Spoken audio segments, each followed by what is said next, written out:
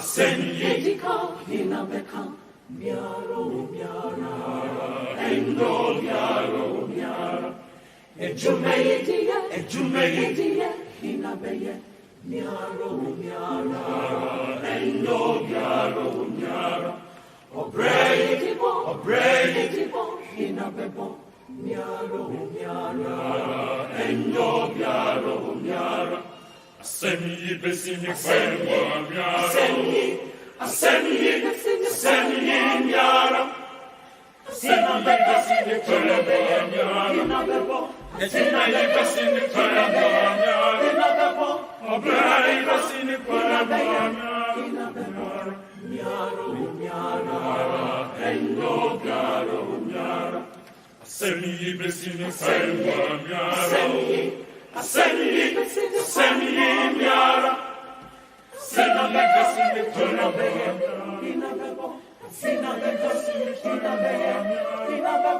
Obrai besini kwenwa miara. Miara, endo miara. Senidika, hinabeka. Miaro, miara, endo, miaro, miara. Ejumeidia, hinabeye. Miaro, miara, endo, miaro, miara. Obredibo, hinabebo. Miaro, miara, endo, miaro, miara. Seni besini kwenwa miara. Seni miara. Seni besini kwenwa miara. Seni besini kwenwa miara. Obrai besini kwenwa miara. Miara, endo miara. Seni besini kwenwa miara. Seni miara. Seni besini kwenwa miara. Obrai besini kwenwa miara. Miara, endo miara. Senidika, hinabeka. Miaro, miara, endo miara. Ejumeidia, hinabeye. Miaro, miara, endo miara. Obredibo, hinabebo. Miaro, miara, endo miara. Seni besini kwenwa miara. Seni miara. Seni besini kwenwa miara. Seni besini kwenwa miara. Obrai besini kwenwa miara. Miara, endo miara. Seni besini kwenwa miara. Seni miara. Seni besini kwenwa miara.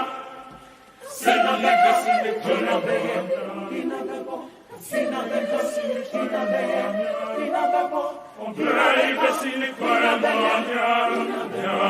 Miara, endo miara.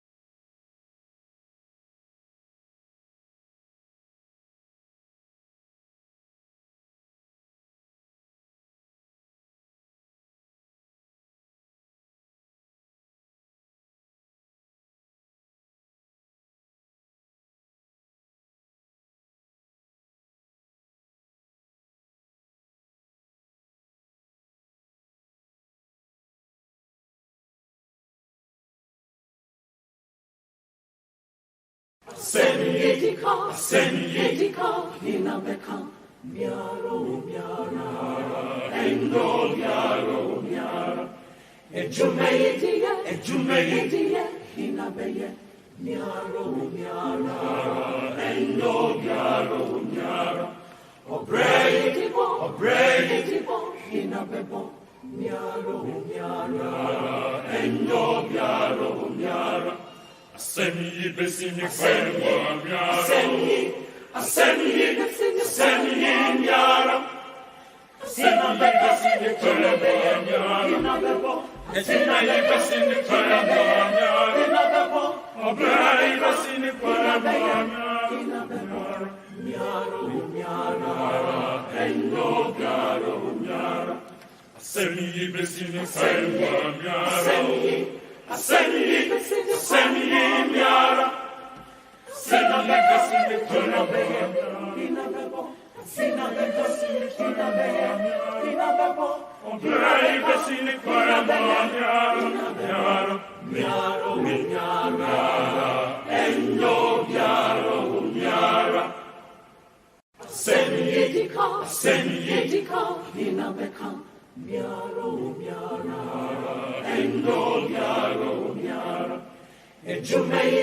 Ejumeidia, Hinabeye, Miaro, Miara, Endo, Miaro, Miara, Obrei, Hinabebo, Miaro, Miara, Endo, Miaro, Miara, Asemi, Besini, Miara, Asemi, Miara,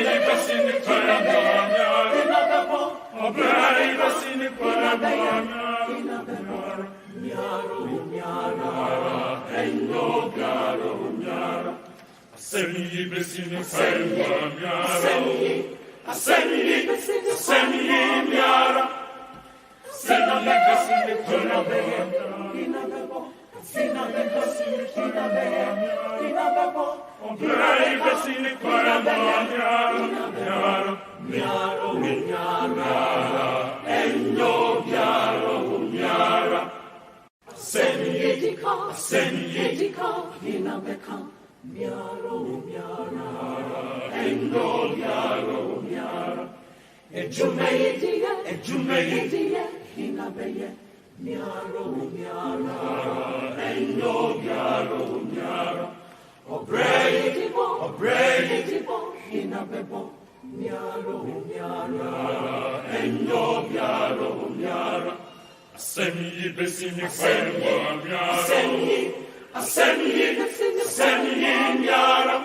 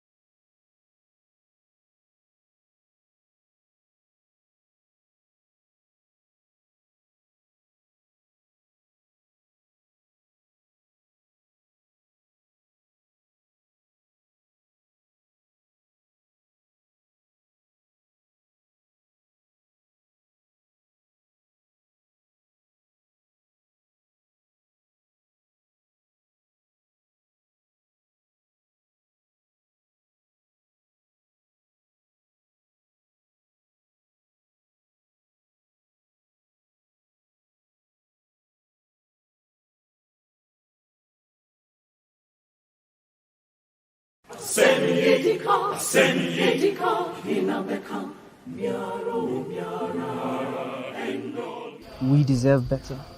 For so many centuries, we were taught to look to the other side of the green, made to believe that what lies beyond it are meadows of opportunity, failed to cultivate our dreams and an oasis to quench our insatiable thirst to the answers that we seek, made to believe that the only way to belong was to follow blindly without having to question the rules because they were the masters and we were the fools. We deserve better. So in utter desperation, without reading the terms and conditions, we signed up our souls ignorantly for less than a peso's worth, with the mindset and perception that somehow we would finally be recognized, laughed and even appreciated for what we were worth. But what did we get in return? See, our minds were chained, locked up and sentenced into dungeons in our own place of birth. We deserve better. As we danced to the rhythms of freedom's mirage and hummed tunes to victory's melody at our independence, little did we know that we were never truly free. See, the Ghana we live in today is a place that is riddled with increasing poverty and hardship. It's a place where we no longer have politicians, but politicians with nothing but blatant lies expecting us to believe in them. A place where our leaders are growing triple chins on fat salaries while desperate mothers in distant villages are struggling to survive through a day one more time. Ghana deserves better. See, the Ghana we live in today is a Ghana where there's an increasing rate of youth unemployment, a place where jobs are obsolete and those that are existent are reserved for those that are more privileged, even if they're less qualified. A place where it is all about who knows you and who you know.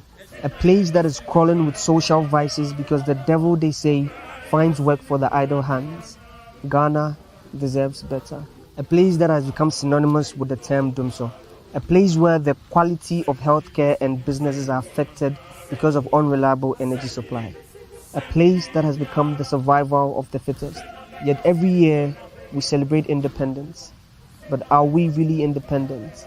Indeed, my heart bleeds anytime I hear someone say that we have gained independence. Because no, we never really gained true independence. My eyes translate these emotions into tears, but before they dive down my cheekbone, people say that men aren't supposed to cry. So I'll let this poem cry instead. It's not too late to turn the tables around and fight for what is right. It's not too late to come together to create the change that we want to see. It's about time that we realize that Ghana, our beloved country, deserves better. And I know we've come a long way, but there's plenty room for improvement, and yet time no day. So don't you look away and cast a glance elsewhere. Remember that it may not always be greener on the other side. Remember that we're people that are rich in natural resources. We're people that are rich in society and culture. But above all, we're people that are rich in our pride. And always do remember that Ghana deserves better, and yet time no day. Peace.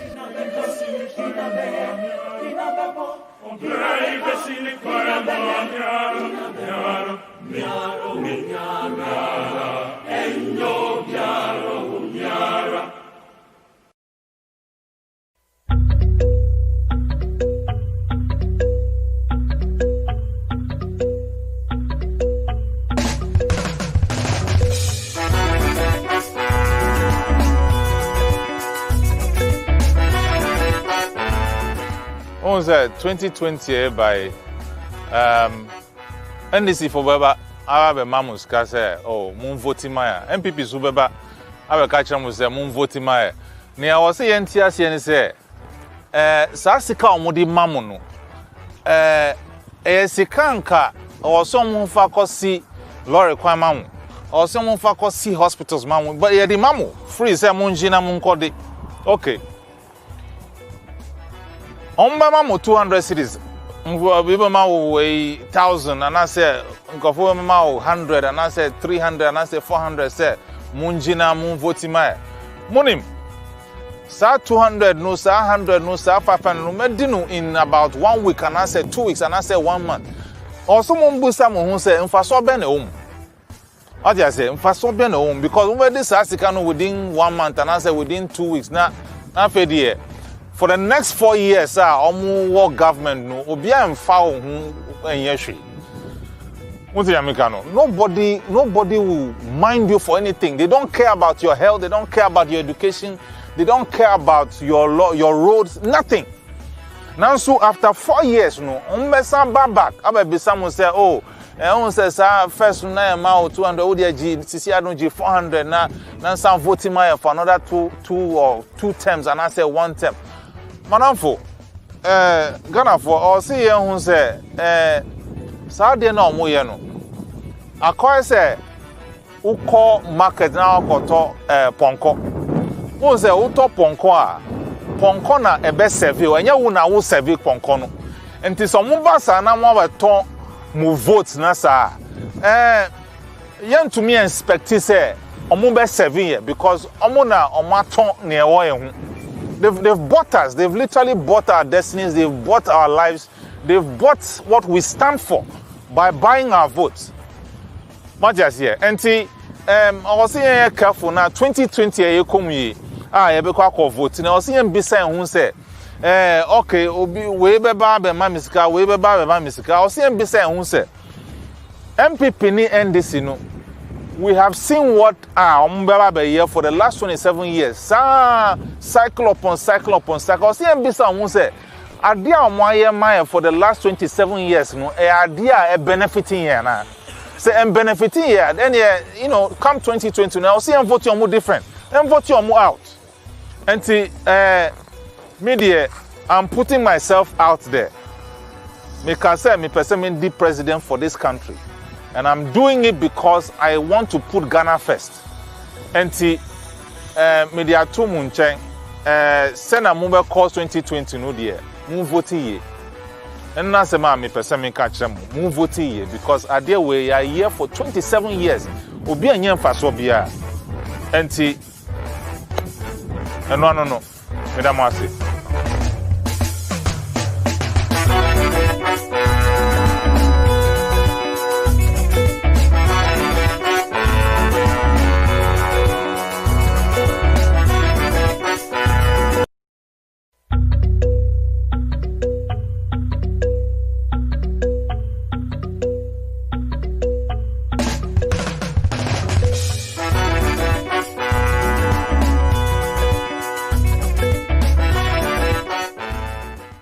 My name is Mary Kofi Gan, and I am an independent presidential aspirant for the 2020 presidential elections. Here's what I have to say to you. If you are out there and you are passionate about seeing your people's development, if you are passionate about leading your people and you know you have what it takes to lead your people, whether as an MP or as an assemblyman, come out and join me. We are the ones who need to make this happen. We are the ones who need to take Ghana to the next level. So it's not about party politics. In fact, if you have stood to be the position of an MP from a party perspective and have lost, and you still feel you have what it takes to lead, you have what it takes to see to the development of your own people, come and join us. We need to do this. Put the parties aside, put the structures of the party aside, because we've had them for 27 plus years. They haven't delivered what they need to deliver. What I want to do is to join hands with people who, without party implementations or without party machinery, have an agenda to see the development of their people go forward. Those are the people we're looking for to move this country forward. So I assure you, come on my side. If you stand for your people, I stand with you. If you believe in development, I believe with you. But here's the thing. We have to join hands. You have to step forward, and we have to do this together. I'm running as an independent candidate. You can run as an independent candidate. The more of us we have doing this, the better for all of us, the greater for this country, and the greater for our people.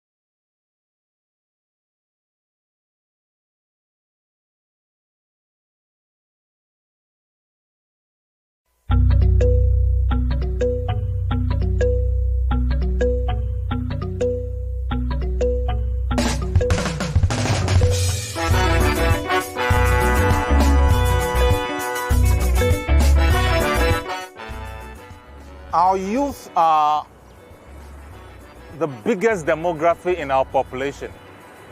They are the biggest voice in our elections. They are the biggest voice in deciding the politics of this country.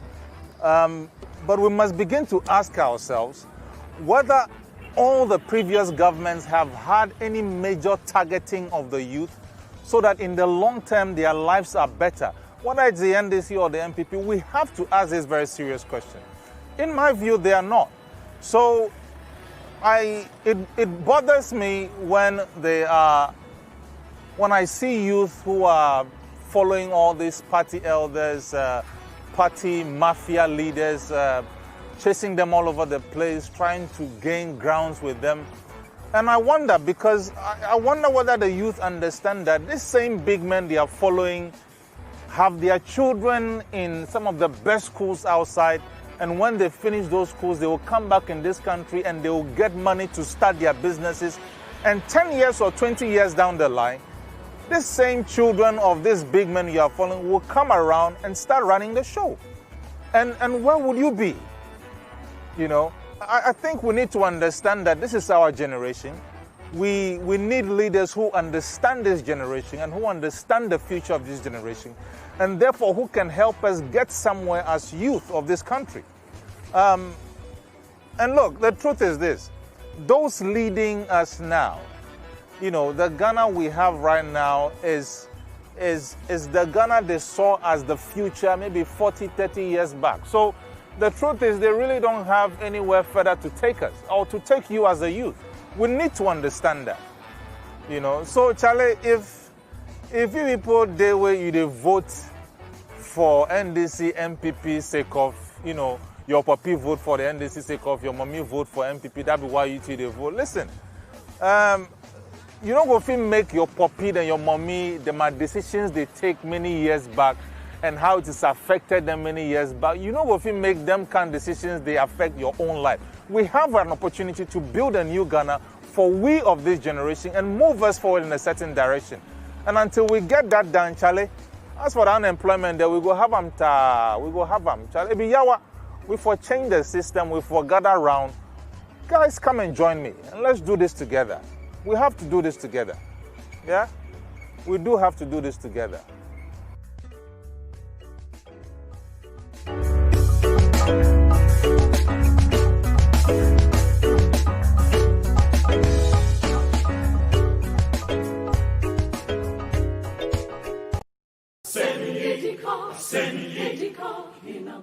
Hello there, my name is Moan, a 25-year-old Ghanaian, and I would like to tell you about our Ghana. I know some of you are planning on not to vote this year. Well, there are some facts you need to know, and I'm here to tell you. In our Ghana, at least 6 people die each and every day as a result of our poor road networks, and over 200 people lose their lives every year, thanks to our leaders. In our Ghana, the son of a minister has better opportunities than Auntie Mansa's child in Asasewa. In our Ghana, a pregnant woman will count herself lucky when she is able to deliver her child successfully while sitting in a plastic chair or on a bench, just because we do not have enough bed in our hospitals. In our Ghana, a population of about 28 million people would have to scramble to share 307 ambulances, which was advertised to Ghanaians, but I think we deserve better. In our Ghana, high school education is free, but the quality of student it produces is nothing to write home about. In our Ghana, the life expectancy can only be compared to the war-torn Sudan, which has 64 years. So that means if you're 60 and going on retirement, you only have about 4 years to live. Well, that is if you're lucky. In our Ghana, it is a luxury to have pipe-borne water to drink, as millions continue to drink from dirty rivers and compete for water with animals. In our Ghana, it is only 7% of people who can afford 3 square meals a day. So I wonder, where do all the foods produced by planting for food and jobs go to? We live on statistics, not on reality.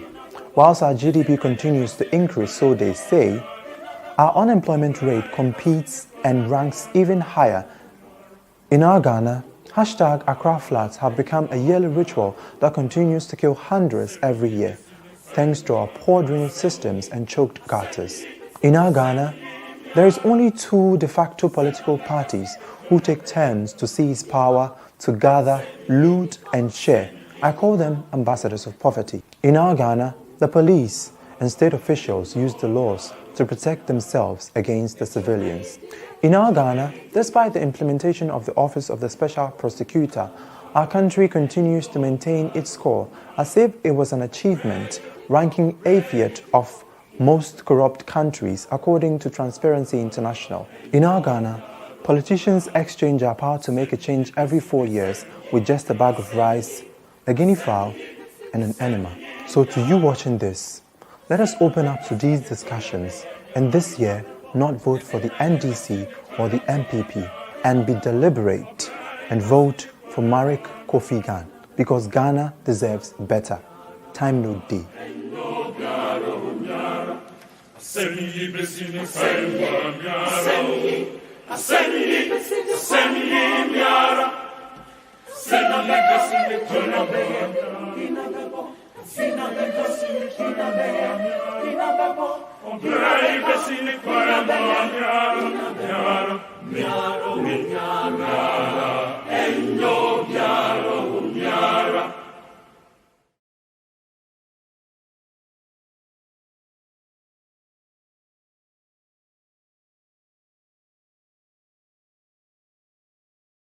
Good evening.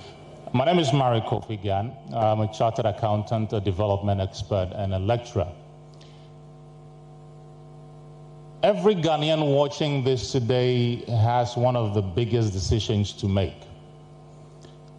And that decision is to choose someone other than the NDC and the NPP to be able to lead this country to a position where we can have one that works for all of us, not just a few. My intention here today is to be the one that leads this country in that regard. It is a decision we are all going to have to make, not just for ourselves, but for generations yet unborn. May God help us in that decision. Thank you.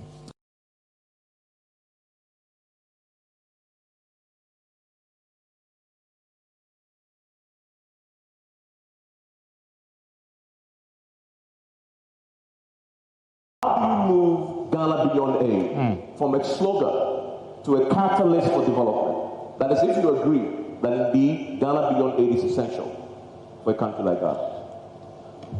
First of all, I have worked in the aid industry. I don't believe we've had a problem with aid. The problem we've had with aid is that we've never really structured how we intend to use those aid. And so everybody brings aid into the country and decides how they want to use that aid. Rwanda and the likes grew on aid. But moving Ghana from a slogan to the reality is, first of all, I think we do need to restructure, our economy in a lot of ways. I'm not sure we have time for that, but largely restructuring our economy.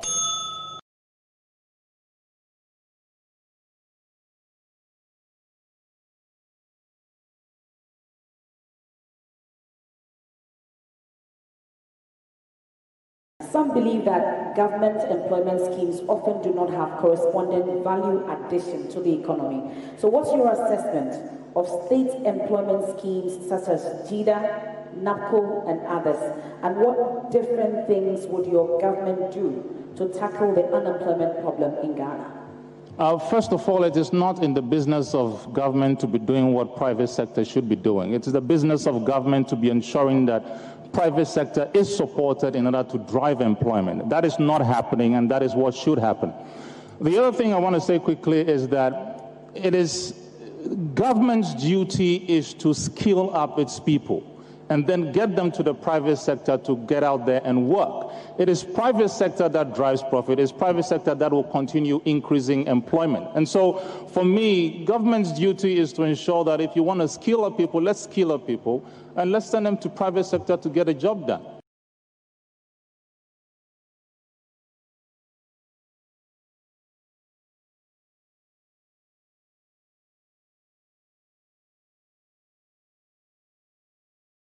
My name is Mary Kofi Gan, and like you, I used to be in the diaspora. I've tasted everything in the diaspora. I went in there as a chartered accountant, but found myself also working every other job. I worked as a cleaner, I've worked as a security guard, I've worked at the construction site, I've worked at restaurants, and then of course at the end of the day, I found where I needed to be at. I've had my fair share of the diaspora. But one thing gets me, as I'm sure it gets you too, it's the reality that when you're in the diaspora, your heart is back home and your mind tells you, stay where you are. That's one of the reasons why I am running for the presidency of this country, Ghana. It's to be able to build a country that works for every single one of us. A country that you can be proud of, to either be here or be there and enjoy the best of both worlds.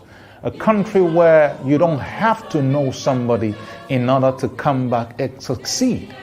We want to build a country that you don't even need to leave before you can make the best of yourself.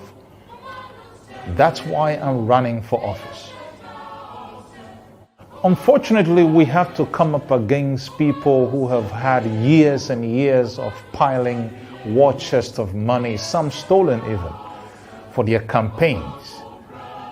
But I am asking you, I'm asking that if you can, this month, the end of month, the month after that, if you could just support what we're doing, this agenda, the Ghana Deserves Better agenda, the Ghana for Ghana agenda, with just $10, £10, 10 euros, wherever you are. $10 is all I ask. 10 euros is all I ask. This month, £10 sterling is all I ask.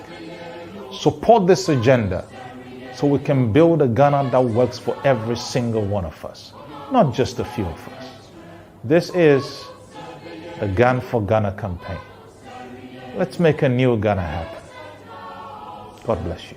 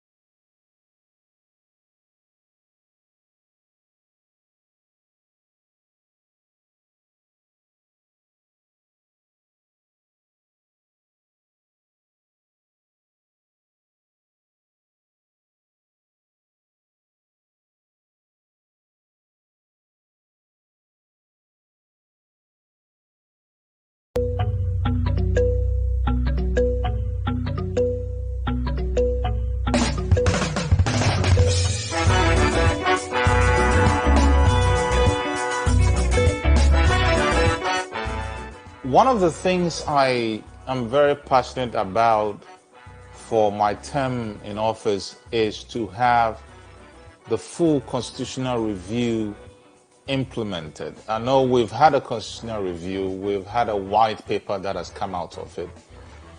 It's a wonder to me why most of the recommendations of that white paper have not been implemented by any of our two past governments.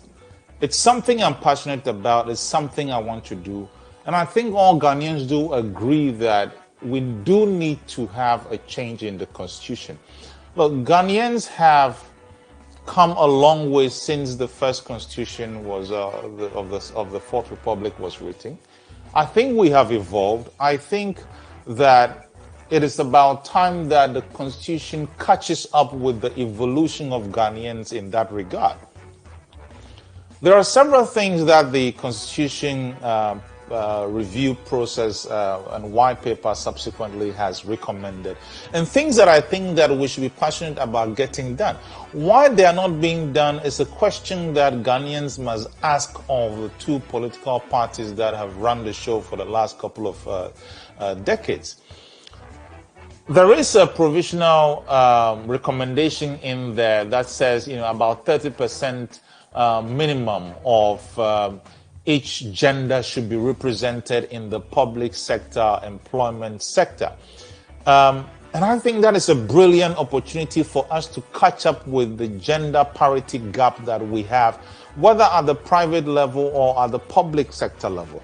And I genuinely do think that making that goal at the public sector level would be an inspiration for even those in the private sector to begin to take these opportunities and help support the push towards a gender equalization. It has to happen. There are other, provisions or recommendations in there, like the president having a free hand to choose his ministers within and outside of parliament. And I think we all agree that this is a bone in the way governance works in this country, that any presidential executive is forced to choose 50% of his candidates or her MPs into ministerial position.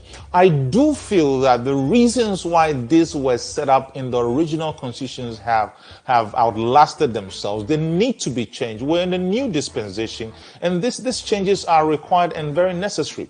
I also realize that there is a provision in those a recommendation in those provisions that says, like orders and rules and regulations of some administrative nature should be taken away from necessarily going through parliament. I think that would ensure the speed at which some of those orders or rules or regulations help the governance process. So if you look at it all in all, there's even the recommendation, for example, that civil and criminal proceedings can be brought against MPs sitting or otherwise in Parliament. I think these are tremendous, recommendations by the white paper from the Constitutional Review to ensure that we move the accountability of our democracy a step forward, to ensure that we make our democracy a bit more inclusive, to ensure that we stretch the integrity of our democracy a bit further. And so, we should be worried. We really should be worried that none of the past two governments have fully been committed in ensuring that all those recommendations are carried out. Talk about a recommendation that says, some meritocracy has to come into the process of appointing people into state-owned enterprises. We've got state-owned enterprises that are not making any profit, yet we're paying management staff. And it's about time we ensure that the people who run those institutions are not people from parties that have just made the most noise or given the most monies during campaigns, but are people who understand how to get the job done out of meritocracy.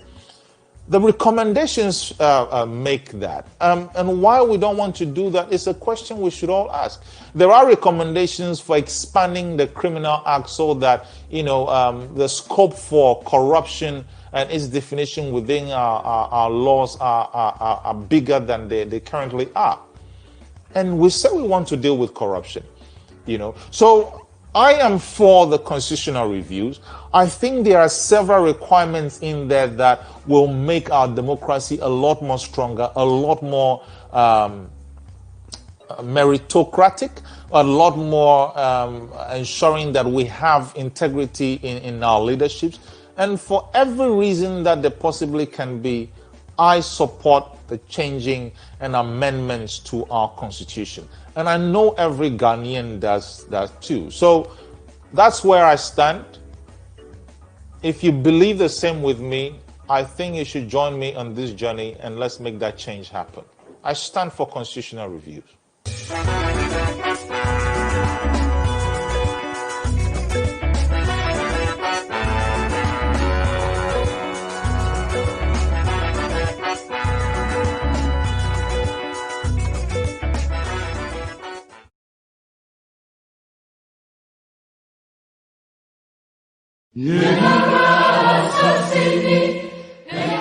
My name is Mary Kofi Gan, and like you, I used to be in the diaspora.